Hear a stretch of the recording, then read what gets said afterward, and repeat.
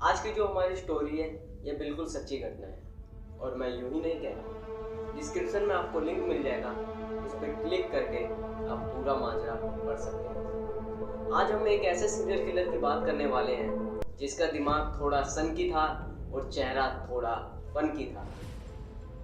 वाह क्या एक्टिंग कर रहा है, वाह क्या एक्टिंग कर रहा है। इस कहानी के सीरियल किलर का नाम एड जीन है, जिसका जन्म 1906 में लो क्रॉस काउंटी शहर में हुआ था। ये शहर अमेरिका का एक छोटा सा राज्य है। एड जीन के पिता का नाम जॉर्ज था और उसकी माँ का नाम अगस्ता। एड जीन का एक भाई भी था जिसका नाम हेनरी था। अगस्ता जितनी भगवान को मानने वाली थी, एड जीन का पिता उससे बिल्कुल ही उल्टा था। एड जीन का पिता बहुत ही ज्यादा शराब पीता था।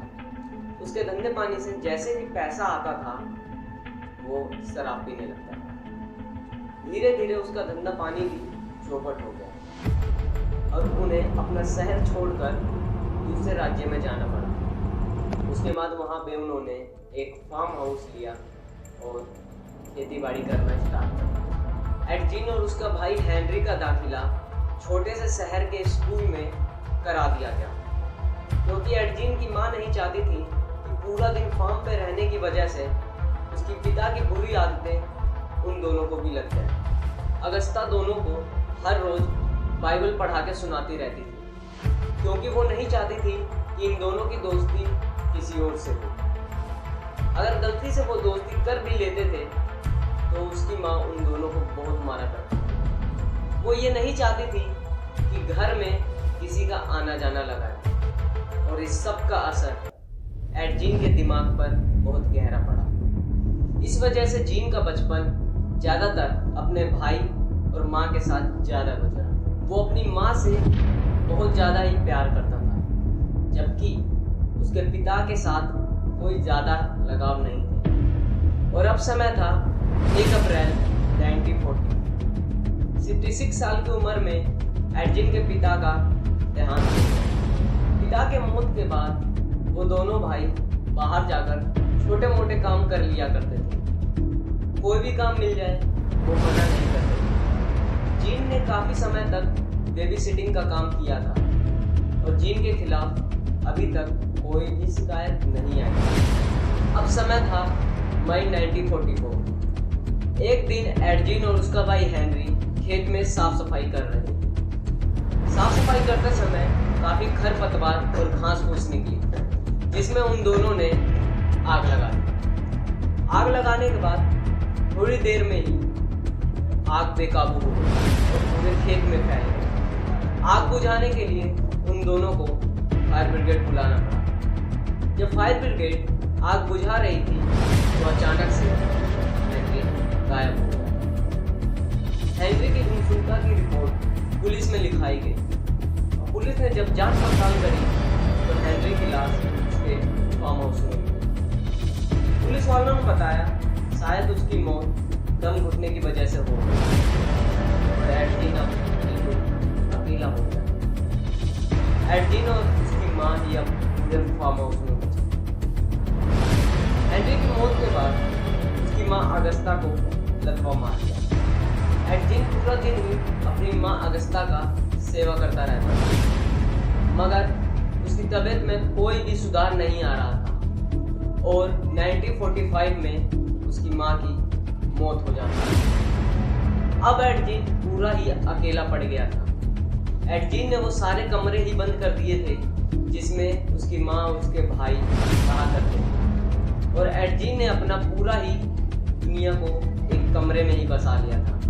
उसका कमरा किचन के काफी ही नजदीक, पूरा दिन वो वहीं पड़ा रहता था। अगस्ता की मौत के बाद एड जीन बेहद ही अकेला पड़ गया और एक दिन अगस्ता के कमरे की साफ सफाई करते समय उसको काफ़ी किताबें मिली जो आज से पहले उसने नहीं देखी थी। वो किताबें टोने टोटके से उसके अंदर काले जादू के बारे में बताया गया था और अब पूरा दिन वो उन किताबों को ही पढ़ता रहता था। वो अलग अलग स्टोरी और अलग अलग किताबें पढ़ता था। टोने टोटके से जुड़ी सारी सारी किताबें एडजीन ने अब पढ़ ली थी और अब समय था 1957। इस समय तक उसकी माँ की मृत्यु को 12 साल गुजर चुके थे। एडजीन के घर के थोड़ी ही नज़दीक एक हार्डवेयर की शॉप थी जिसकी ओनर एक अधेड़ उम्र की महिला थी। दोपहर में ही उस दुकान का शटर लगा हुआ था और पड़ोसियों को ये लगा कि शायद आज ये औरत जल्दी ही घर जा चुकी है। मगर हद तो तब हो गई जब देर रात उसका बेटा पूछताछ करने के लिए आया। उसे ये पता चला कि उसकी दुकान तो आज दोपहर में ही बंद हो गई और सबको ये लगा कि वो शायद आज जल्दी ही घर जा चुकी है। इसके बाद उसके बेटे ने पुलिस में कंप्लेन लिखाई। जब पुलिस वाले जांच पड़ताल करते समय उसकी आखिरी लोकेशन मतलब उसका स्टोर पे जाते हैं और जब शटर उठाया जाता है तो वहां का नज़ारा भयंकर था। वहां पे चारों तरफ खून ही खून बिखरा हुआ था और जब वो आखिरी रसीद देखते हैं कि किसके नाम पे कटी है तो वो एडजीन था। बिना देर करे ही पुलिस वाले एडजीन के घर की तरफ रवाना हो जाते हैं। पुलिस वाले एडजीन के जब घर पे पहुंचते हैं तो काफ़ी देर तक वो गेट खटखटाते हैं मगर एडजीन जवाब नहीं देता। तो अब पुलिस वाले भी गेट तोड़कर अंदर घुस जाते हैं। अंदर घुसते ही अंदर का नज़ारा दिल दहलाने वाला था। सब पुलिस वालों का कलेजा मुंह को आ चुका था क्योंकि चारों ओर इंसानी हड्डी और इंसानी मांस के टुकड़े पड़े हुए। जो आप अभी इमेजेस देख रहे हैं ये बिल्कुल रियल हैं और वहीं के हैं। खाने का बर्तन इंसानी खोपड़ी से बना हुआ था। इंसानी चेहरे के खाल से मांस बने हुए थे। इंसानी चेहरे के लैंप बने हुए थे और हर तरफ इंसानी मांस के टुकड़े। एडजीन के घर में ही उस अधेड़ उम्र की महिला का सब पुलिस वालों को मिल जाता है। अब सवाल ये था कि एडजीन के घर के अंदर इंसानी मांस के इतने सारे टुकड़े और हड्डियाँ क्या कर रहे हैं और खुद एडजीन कहाँ है। पूरे घर में एडजीन को ढूंढा जाता है और एडजीन अभी भी किसी को नहीं मिलता। फिर उसको घर के तहखाने में ढूंढा जाता है और वो वहीं एडजीन वहाँ पर इंसान की खाल से सूट बनाने की कोशिश कर रहा है। ये देखकर पुलिस वाले भी दंग रह गए। पुलिस वाले ने उसे गिरफ्तार करके जेल ले जाया गया और उसे पूछताछ में एडजीन ने ऐसे ऐसे खुलासे किए कि आप सुन के शौक हो जाओगे। पुलिस वालों ने एडजीन से पूछा कि वो इतने सारे हड्डी के टुकड़े और मांस लाता कहाँ से है। एडजीन ने बताया कि वो एक ऐसे कब्र को टारगेट करता है जिसमें नई ताज़ा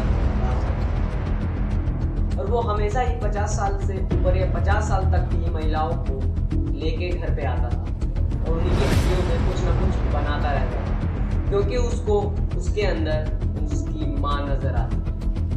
एडजीन को ये भी लगता था कि अगर वो एक ऐसा सूट तैयार कर ले जो इंसानी मांस से बना हो तो शायद वो अपनी माँ को जिंदा कर सकता है।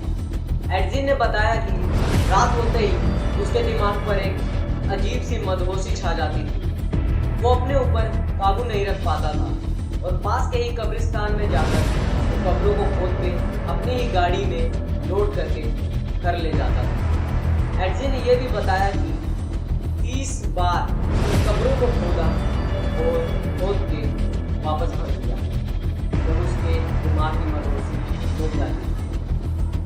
एडजीन के ऊपर कानूनी कार्रवाई चली और उसे पागल खाने में भेज दिया गया क्योंकि वो एक मानसिक रोगी हो चुका था। 1957 से लेकर 1968 तक उसे पागल खाने में इलाज कराया गया और डॉक्टरों को लगा कि शायद वो ठीक हो चुका है मगर वो ठीक नहीं हुआ। उसे वापस पागल खाने लाया गया और 77 साल की उम्र में उसकी मृत्यु हो गई।